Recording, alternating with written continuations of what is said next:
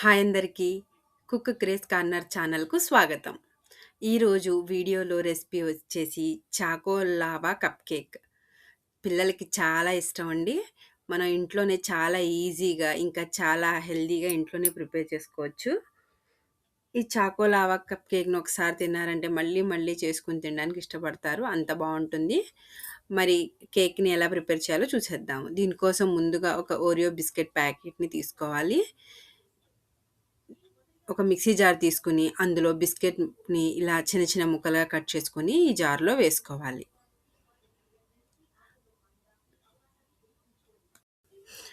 ఈ కేక్ చేయడం కోసం ఎలాంటి గుడ్లు గానీ, సోడా, మైదా, ఇంకా ఓవెన్ లేకుండా కూడా ఈ కేక్స్‌ని ఇంట్లోనే ప్రిపేర్ చేసుకోవచ్చు. చూడండి ఇలా అన్ని బిస్కెట్స్‌ని చక్కగా పౌడర్‌లాగా మిక్సీ పట్టుకోవాలి. చూసారు కదా! ఇలా ఫైన్ పౌడర్‌గా చేసుకున్న దాంట్లో కాచి చల్లార్చుకున్న ఒక కప్పు పాలను వేసుకొని, ఇంకొకసారి మూత పెట్టుకొని బాగా ఫైన్ పేస్ట్‌లాగా మిక్సీ పట్టుకోవాలి. మిక్సీ పట్టుకునేటప్పుడు ఒక 4, 5 నిమిషాల పాటు బాగా మిక్సీ పట్టుకోండి. ఎందుకంటే ఈ పాలు ఇంకా బిస్కెట్ పౌడర్ అంతా కూడా బాగా మిక్స్ అవ్వాలి. ఈ మిశ్రమాన్ని ఇలా కప్పుల్లోకి సగం వరకు వేసుకోవాలి. మీకు నచ్చిన బౌల్‌లో కూడా వేసుకోవచ్చు. ఇలా సగం సగం మాత్రమే ఈ మిశ్రమాన్ని ఇలా వేసుకోవాలి. ఈ కేక్ తినేటప్పుడు చాలా బావుంటుంది. రుచి చూస్తే ఒకసారి ఇంక వదిలిపెట్టరు. చాలా బావుంటుంది.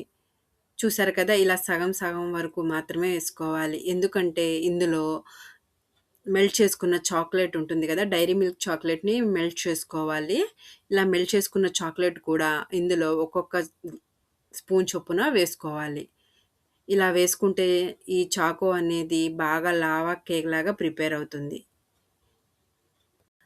ఇప్పుడు కప్ కేక్స్‌ని బేక్ చేయడం కోసం ఒక ప్యాన్‌ని తీసుకొని ఒక 15 నిమిషాల పాటు ప్రీహీట్ చేసుకోవాలి.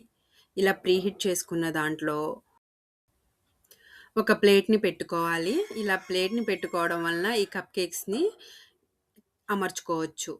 చూడండి ఇలా ఒకదాని తర్వాత ఒక్కొక్కటి కప్స్‌ని అరేంజ్ చేసుకోవాలి. ఈ కప్ కేక్స్‌ని ఇలా అరేంజ్ చేసుకున్న తర్వాత మూత మూసేసి దగ్గర దగ్గర 30 నిమిషాల పాటు బేక్ చేసుకోవాలి. 30 నిమిషాల తర్వాత మూత తీసేసి టూత్ పిక్‌తో ఒకసారి గుచ్చి చూసుకుంటే పిండి ఏ విధమైనంగా తగలకుండా ఉంటే ఇవి బాగా పర్ఫెక్ట్‌గా బేక్ అయినట్టు. ఇవి బాగా చల్లారిన తర్వాత స్పూన్స్‌తో తింటే చాలా బావుంటుంది. మీకు కావాలంటే ఫ్రిడ్జ్‌లో కూడా రిఫ్రిజిరేటర్‌లో పెట్టుకొని తిన్నా కూడా చాలా బావుంటుంది. చూసారు కదా! చాలా ఈజీ అండి ఇలా కప్ కేక్స్‌ని చేసుకోవడం. ఇవి కొంచెం సేపయిన తర్వాత స్పూన్‌తో డీమోల్డ్ చేసుకుంటే ఇవి బయటకొచ్చేస్తాయి. పిల్లలకి స్నాక్స్ బాక్స్‌లో పెట్టినా సరే చాలా ఇష్టంగా తింటారు. మరిన్ని హెల్తీ రెసిపీస్ కోసం కుక్ క్రేజ్ కార్నర్ ఛానల్‌ను సబ్స్క్రైబ్ చేయండి. వీడియో నచ్చితే తప్పకుండా ఒక లైక్ చేయండి, షేర్ చేయండి. లాస్ట్ వరకు వీడియో చూసినందుకు ధన్యవాదాలు. Please subscribe my channel and thanks for watching.